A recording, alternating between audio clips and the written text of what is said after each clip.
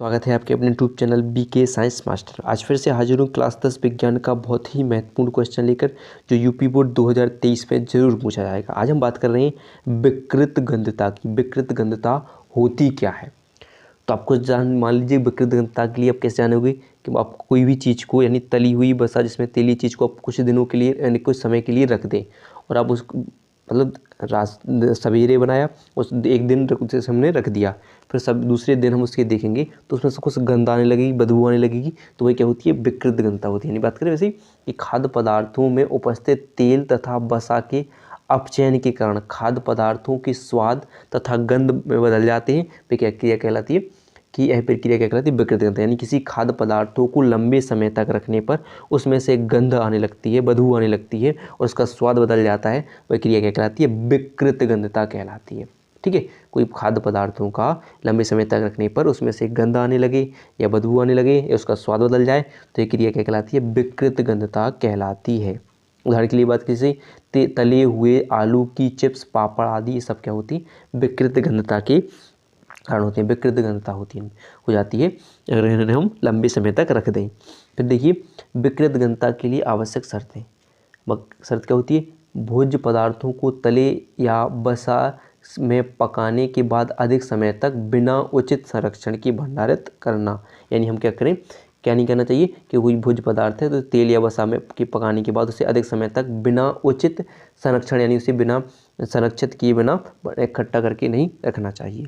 ठीक है, फिर इसके रोकने के उपाय देख लीजिए। उपाय की बात की जाए तो आपको वायुरोधी बर्तनों के में खाद्य पदार्थों को रखना चाहिए, यानी जिसमें ऑक्सीजन बिल्कुल भी ना हो, उसमें रख लीजिए, क्योंकि ऑक्सीजन किसी भी खाद्य पदार्थों से क्रिया करके उसे क्या सड़ाने का ही काम करती है अगर उसे रख दें। तो फिर देखिए कि पके भोजन को कम ताप पर व ढककर रखना चाहिए। पके हुए भोजन को कम ताप पर और ढककर रखना चाहिए। ऐसा नहीं कि आपने भोजन को पकाया और सीधा ढककर रख दिया, तो वह भी क्या हो जाएगा? खराब हो जाता है। ठीक है, एक पके हुए भोजन को कम ताप पर, ठीक है, ताप पर व ढककर रखना चाहिए। फिर देखिए, आलू की चिप्स में जो हम खाने जो पैकेट आते हैं, आपकी आलू की चिप्स या और भी चिप्स पैकेट आते हैं, उनमें हम किसको किसी कम क्रियाशील गैस जैसे नाइट्रोजन के साथ उसे हम पैकेटों में भर के रखते हैं। उनमें क्या हो जाती है? उनमें कौन सी गैस भरी होती है? नाइट्रोजन गैस भरी होती है। फिर देखिए, सीधी सूर्य की रोशनी में भोज्य पदार्थों व पके भोजन उसको बचाना चाहिए। सीधी किससे? सीधी रोशनी, सूर्य की रोशनी और से भोज्य पदार्थों व पके हुए भोजन को बचाना चाहिए। फिर देखिए, भोज्य पदार्थों में प्रतिऑक्सीकारक मिलाना चाहिए। किससे? जो ऑक्सीजन के विपरीत हों, ऐसे मिलाना चाहिए, जैसे BAH यानी ब्यूटाइलीकृत हाइड्रोक्सी एनीसॉल, या BHT यानी ब्यूटाइलीकृत हाइड्रोक्सी टॉलुएन, इन सबको मिलाना चाहिए, जिससे विकृत गंधता बच सकती है।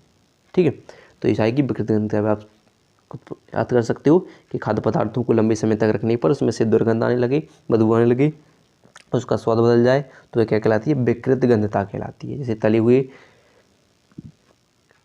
आलू की चिप्स, पापड़ आदि सब क्या कहलाती है? विकृत गंधता के उदाहरण है।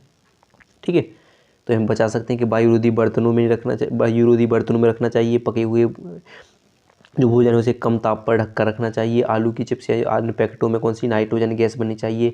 सूर्य की सीधी किरणों में पके हुए भोज्य पदार्थों को रखना नहीं चाहिए।